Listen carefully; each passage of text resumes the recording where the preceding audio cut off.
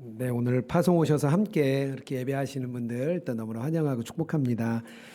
오늘 그 본문 이렇게 읽으시면서 아마 좀 어렵다 생각이 좀 드렸을 것 같아요. 저도 다양한 번역으로 여러 번 읽고 나서 좀 이해가 좀 됐습니다. 그래서 좀 같이 오늘 좀 잘 나눠 보려고 합니다. 이 어려운 이유는 이 본문 자체가 하나의 문장, 하나의 기도로 바울 서도가 한 번에 연이어서 이렇게 쭉 이야기하고 있기 때문입니다. 그래서 아마 조금 어렵게 느껴지실 수도 있을 겁니다. 지난주에 바울 사도의 시작을 들으셨다면 오늘은 바울 사도의 주요 본문의 기도 내용입니다. 만약에 바울 사도가 지금 만약에 오셔서 우리 성도님들에게 이렇게 기도를 해주신다면 어떤 기도를 이렇게 해주실 것 같습니까? 한번 이렇게 좀 생각해 보면 좋겠습니다.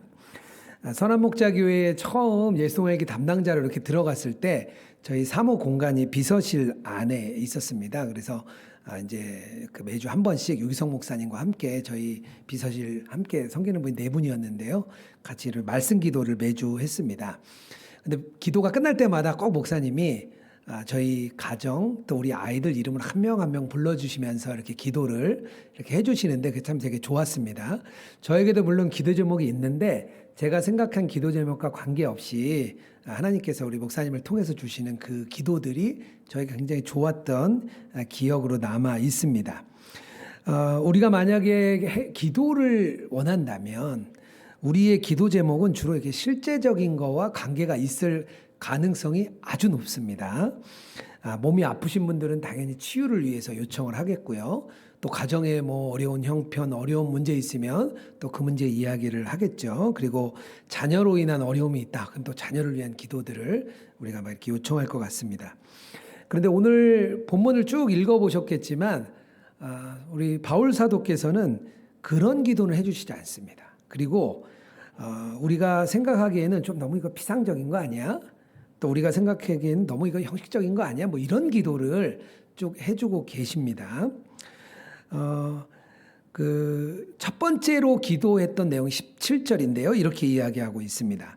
지혜와 계시의 영을 너희에게 주사 하나님을 알게 하시고. 많은 기도 제목이 있을 텐데 그거를 먼저 얘기한 게 아니에요. 분명히 에베소 교회에 여러 문제들을 들었습니다. 뭐 사랑이 있다는 얘기도 들었고 문제가 있다는 얘기도 들었고 더군다나 또 거짓 교사들의 문제도 굉장히 컸습니다.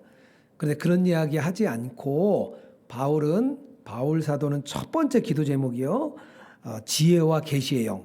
성령님이시죠. 성령님이 오셔서 너희를 하나님을 알기를 원한다. 이게 바울 사도의 첫 번째 기도 제목이었습니다. 간절한 마음이 그 안에 담겨 있는 거죠.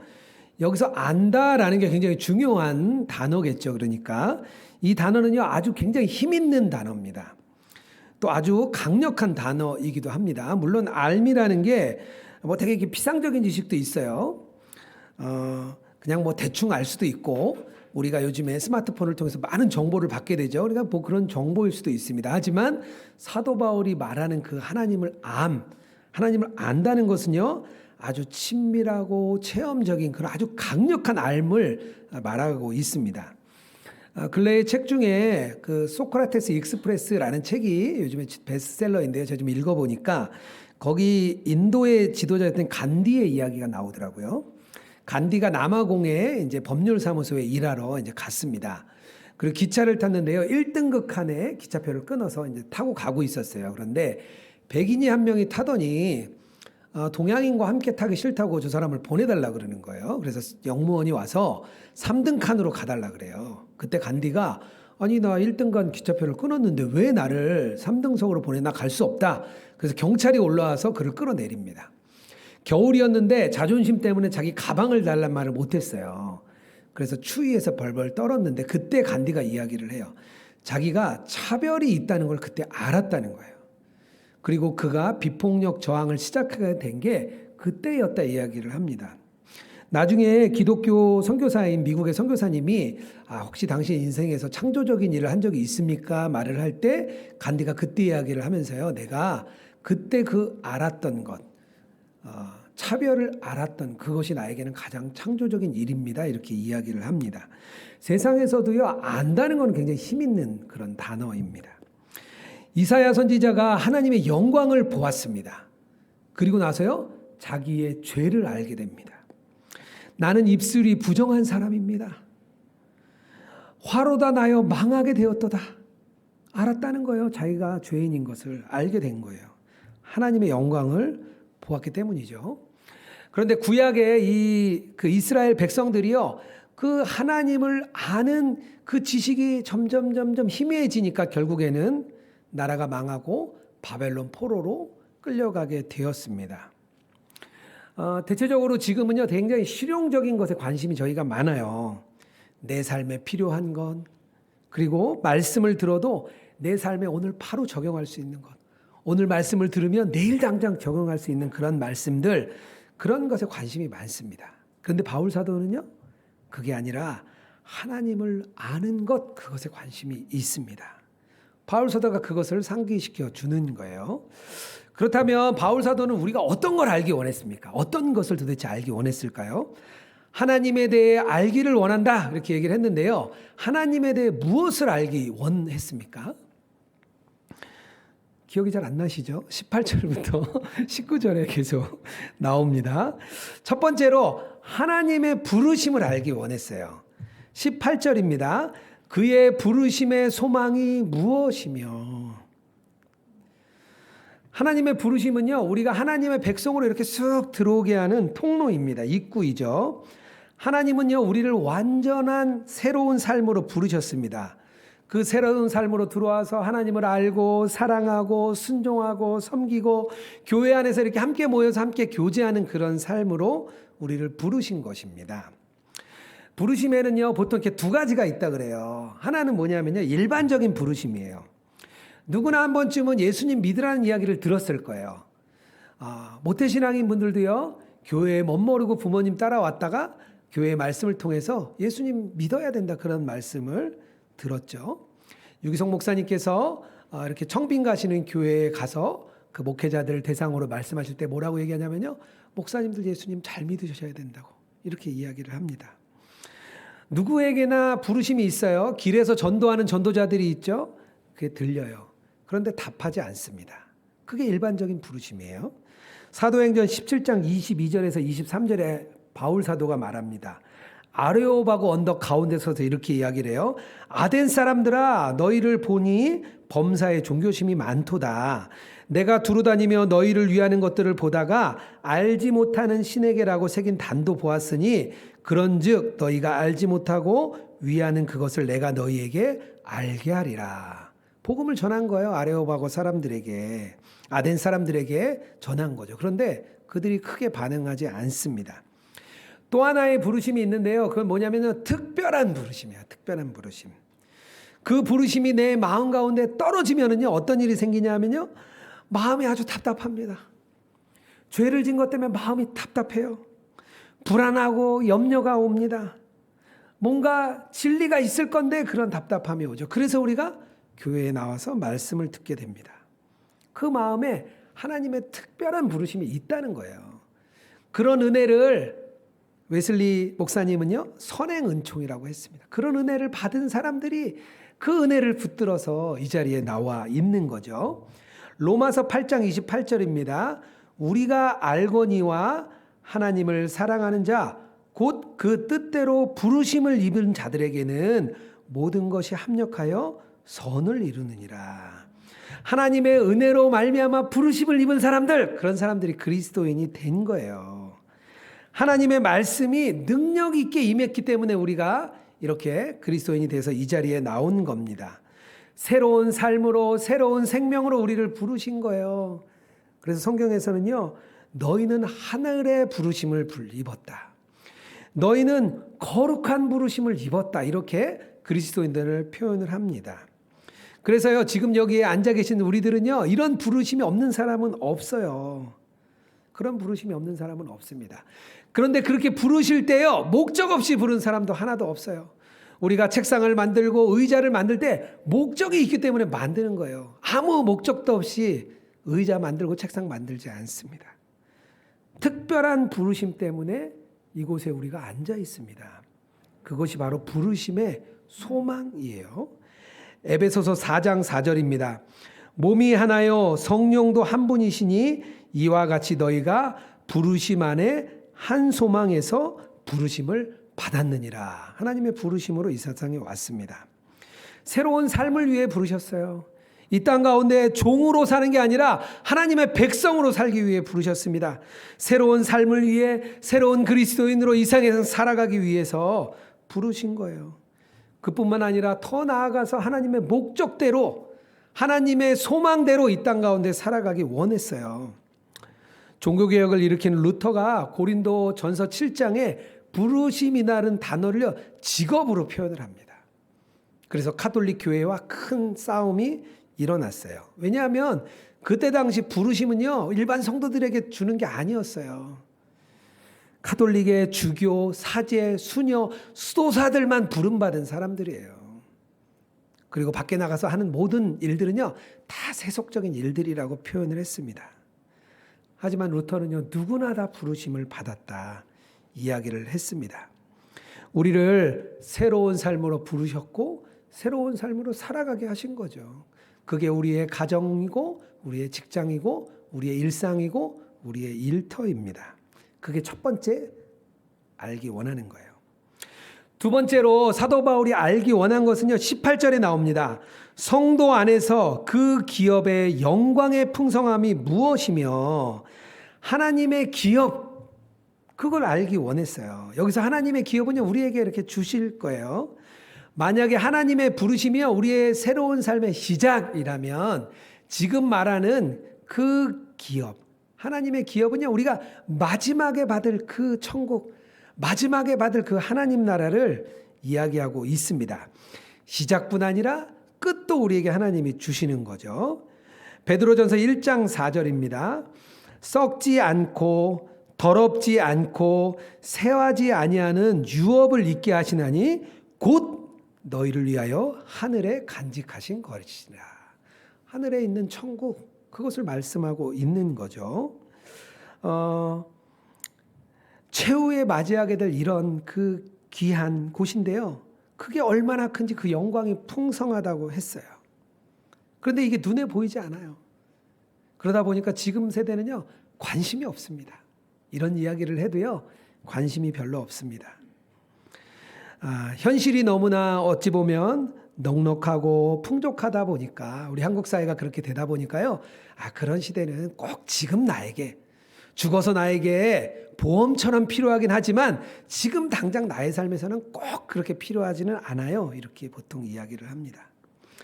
현실에 관심만 갖고 살다 보면요. 이 현실은 어떻게 되냐면요. 산 지옥이 됩니다. 왜냐하면 누구나 다 나를 위해 살기 때문이죠.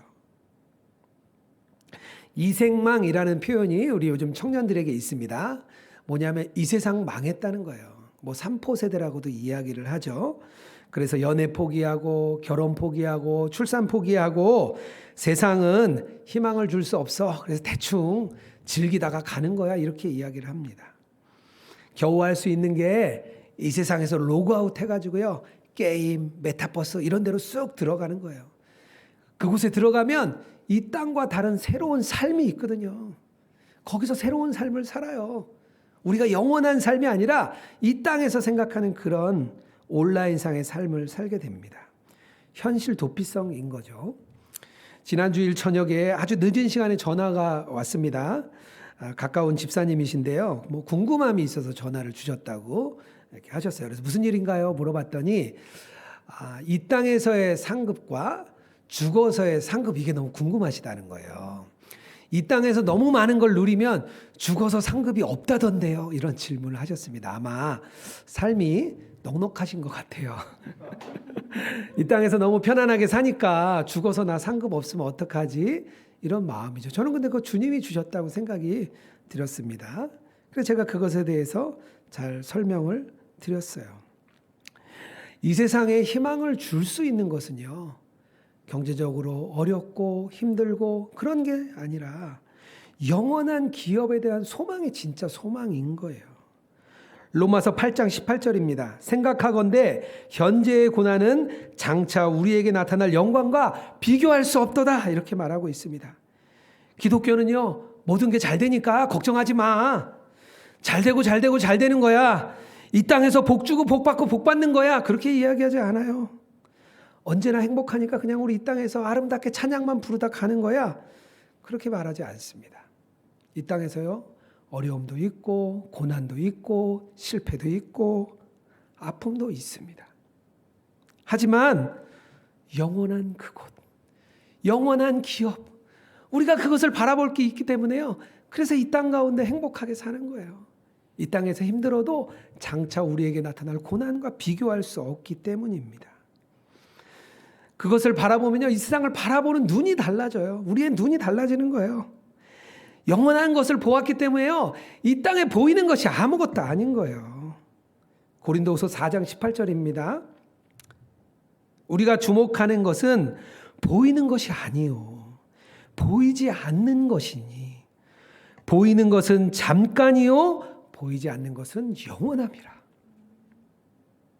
영원한 기업을 바라보는 것을 아는 것, 그게 우리 사도 바울의 두 번째 기도입니다. 사도 바울이 알기 원하는 세 번째가 있는데요, 19절에 나옵니다. 베푸신 능력의 지극히 크심이 어떠한 것을 너희로 알게 하기를 구하노라. 하나님의 능력이 얼마나 큰지 알았으면 좋겠다는 거예요. 하나님의 부르심이 첫 번째 시작입니다. 기업의 풍성함이 끝이에요. 시작과 끝은 좋아요. 하지만 이 땅은 겨우 견디면서 살아가라, 그런 게 아니에요. 주일에 예배 드리고 이틀 힘들게 살다가 수요일 날 와서 또 힘 얻으라는 얘기 아니에요. 또 이틀 힘들게 살다가 금요일 날 와서 예배 드리고 힘을 얻으라는 게 아니에요. 매일매일 힘들어서 아침에 나와서 새벽 예배 드리고 겨우 하루를 살아가라, 그런 이야기가 아닙니다. 바울 사도는요, 하나님이 능력이 지극히 크시다는 걸 알려주고 싶은 거예요. 그래서 우리의 이 처음과 끝 사이에 있는 지금의 우리의 삶을 능력 있게 살아가라고 말을 하는 겁니다. 바울 사도가요, 이렇게 말을 해요. 힘의 위력, 지극히 크심, 뭔가 최고의 능력이라고 말을 하는 거예요. 그러면서 이 능력과 세상의 것은 아무것도 비교할 수 없다 말하면서 20절, 21절에 이렇게 말합니다. 예수 그리스도의 십자가의 부활과 능력을 이야기합니다. 하나님께서 그리스도를 죽은 자 가운데서 살리셨다. 그리스도를 하늘에서 자신의 오른편에 앉으셨고 모든 이름 위에 뛰어나게 하시고 모든 만물 위에 교회로 머리를 삼으셨다.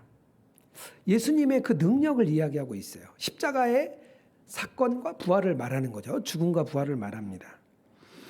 바울이요, 하나님의 능력을 말할 때 이런 표현 말고도 쓸 수 있었을 게 많았습니다. 예를 들면 홍수의 심판, 이 세상을 홍수로 완전히 멸망시킨 그 심판, 하나님의 엄청난 능력이죠. 소돔과 고모라의 유황불을 떨어뜨려서 그곳만 멸망시키는 능력, 애굽에서 홍해를 가르고 40년 동안 광야에서 신발이 닳지 않도록 또 먹고 마시는 만나를 내려주시고 구름과 불기 등으로 인도하신 놀라운 능력, 그런 걸로 표현할 수도 있었어요. 그런데 사도 바울은요, 그것으로 표현하지 않습니다.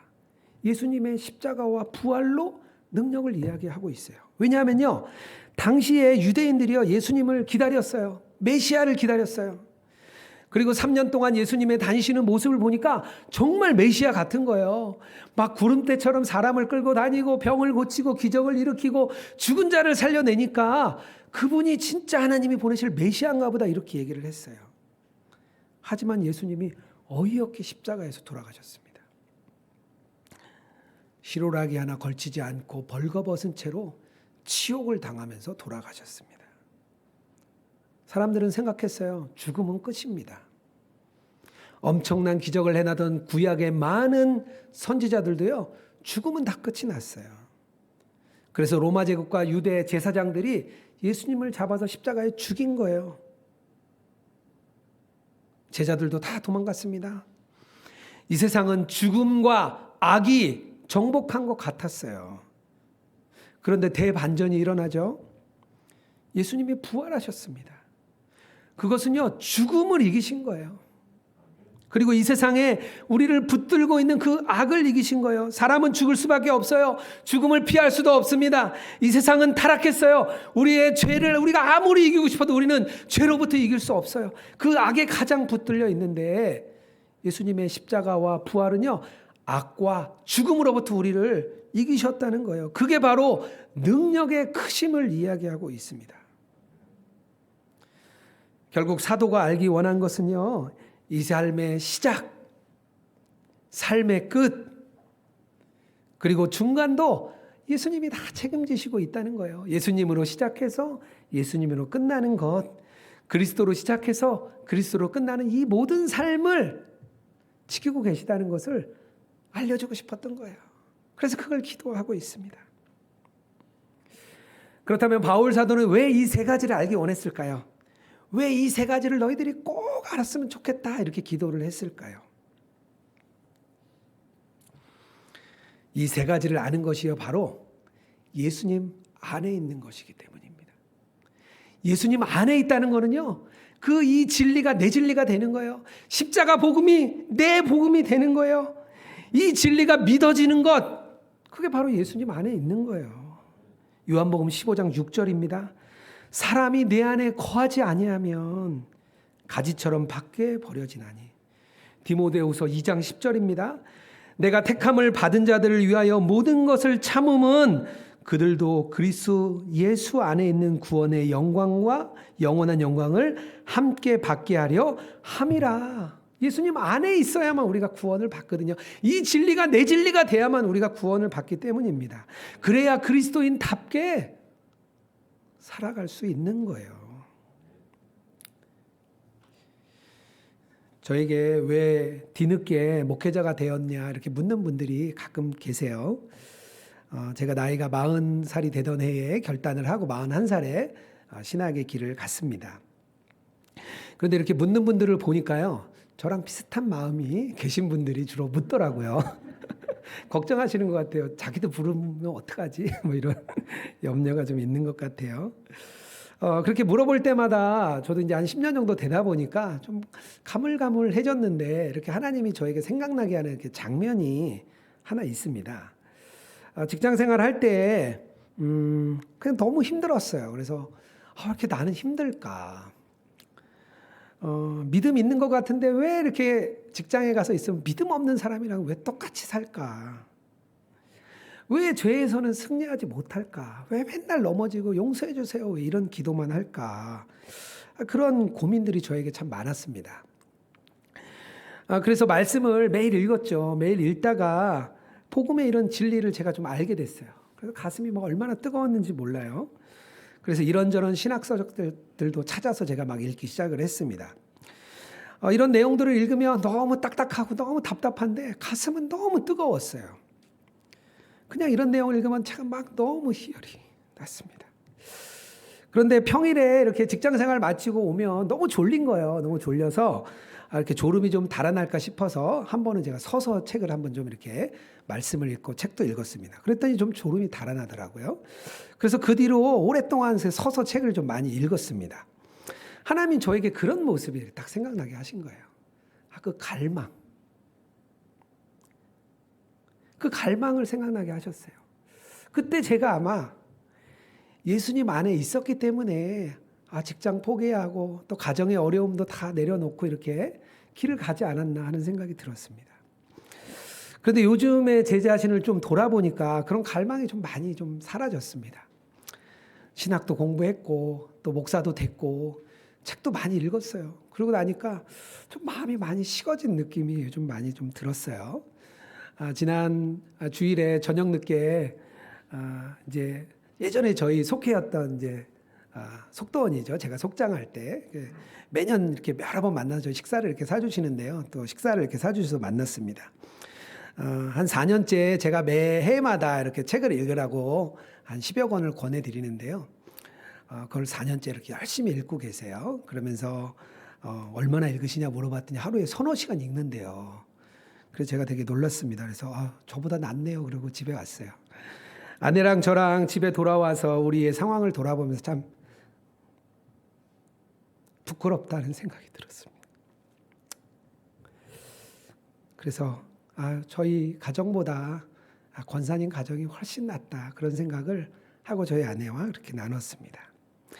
우리 사랑하는 성도님들께도 좀 묻고 싶습니다. 이런 내용을 들으시면 힘이 나십니까? 아니면 그냥 듣기만 하면 졸리고 너무 딱딱하고 그냥 어렵게만 느껴지십니까? 아니면 이 진리가 그래 나의 진리지, 그렇게 생각이 되십니까? 저도 말씀을 준비하면서 여러 번 무릎을 쳤습니다. 그래,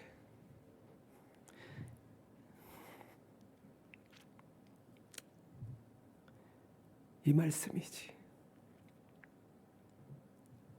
그런 생각이 제 안에 많이 들었습니다. 우리가요, 예수님 안에 있을 때 우리가 힘이 있습니다. 예수님 안에 있을 때 살아갈 능력이 생깁니다. 우리가 스스로 예수님 안에 있는가 점검해보는 시간 되시길 바랍니다. 그러면 마지막으로 이 진리를 어떻게 발견할 수 있을까요? 바울 사도가 이 진리를 알기 원했는데 그럼 어디서 찾을 수 있는 거죠? 예수님 안에 있으려면 어떻게 해야 되느냐, 그런 질문이겠죠. 설교를 많이 들어야 될까요? 아니면 그 권사님처럼 많은 시간 책을 읽어야 될까요? 사도 바울은 그것을 오늘 이렇게 말합니다. 교회에서 그것을 찾을 수 있다. 교회에서 그 진리를 발견할 수 있다. 이렇게 말합니다. 왜냐고요? 교회가 예수님의 몸이기 때문입니다. 23절 말씀입니다. 교회는 그의 몸이니. 교회가 그리스도의 몸이라고 신약성경은 자주 말을 합니다. 바울 사도는 로마서에서도 고린도서에서도 이 비유를 사용합니다. 에베소서 5장에 가면요, 이것을 뭐라고 얘기하냐면요, 큰 비밀이라고 얘기를 해요. 교회가 그리스도의 몸이라는 걸 큰 비밀이라고 이야기를 해요. 왜냐하면요, 그때 당시에도 교회가 문제가 많았기 때문입니다. 교회는 왠지 문제투성이인 것 같습니다. 지금은 마찬가지죠. 지금도 교회가 손가락질 받고 있죠. 지금도 교회가 많은 비판과 또 기대도 없는 그런 교회가 되었습니다. 교회는 성전 건축 욕심으로 한국의 온 교회가 수조 원의 빚을 지고 있습니다. 목회자들의 윤리는 땅바닥에 떨어졌습니다. 공공성은 회복되지 않아요. 국가의 그 방역에 문제가 있다고, 또 백신을 맞으면 문제가 있다는 영상들이 계속 돌아다닙니다. 세상 사람들은요, 그래 니들 잘 살기 위해 교회 다니는 거지, 이렇게 생각합니다. 교회에 오면 서로 관계의 문제 때문에 교회 오는 것도 싫은 사람이 많습니다. 교회는 왠지 그런 비밀을 가지지 못한 것 같아요. 그런데 바울 사도는 교회가 그리스도의 몸이라고 말하고 있습니다. 예수님과 유기적으로 생명적으로 머리와 몸이 하나인 것처럼 연결되어 있다고 말을 합니다. 왜냐하면 예수님께서 자기 몸으로 교회를 사셨기 때문이에요. 23절입니다. 교회는 그의 몸이니 만물 안에서 만물을 충만하게 하시는 이의 충만이니라. 이것이 비밀이에요. 교회에 예수님이 충만하다는 게 비밀입니다. 우리는 교회로부터 힘을 얻습니다. 매주일 교회에 와서 예배하고 우리가 능력과 힘을 얻어가는 거예요. 성찬을 통해서 그리스도의 몸과 피를 우리가 경험하게 됩니다. 나를 떠나서는 너희가 아무것도 할 수 없다 말씀을 하십니다. 왜냐하면요, 교회 안에 예수님이 충만하기 때문이에요. 뿐만 아니라 충만이의 충만이라는 말씀은요, 교회에 예수님만 있어서 충만한 게 아니에요. 우리 교인 한 명 한 명이 그 충만함을 채워주는 사람이에요. 로마서 11장 25절입니다. 형제들아 너희가 스스로 지혜 있다 하면서 이 신비를 너희가 모르기를 내가 원하지 아니하노라. 알란 얘기예요. 꼭 알아야 된다는 얘기예요. 이 신비는 이방인의 충만한 수가 들어오기까지 이스라엘의 더러는 우둔하게 될 것이라. 이스라엘 백성만 구원받는 게 아니라 이방인의 충만한 수가 들어와야만 구원받는다는 거, 이게 바로 교회예요.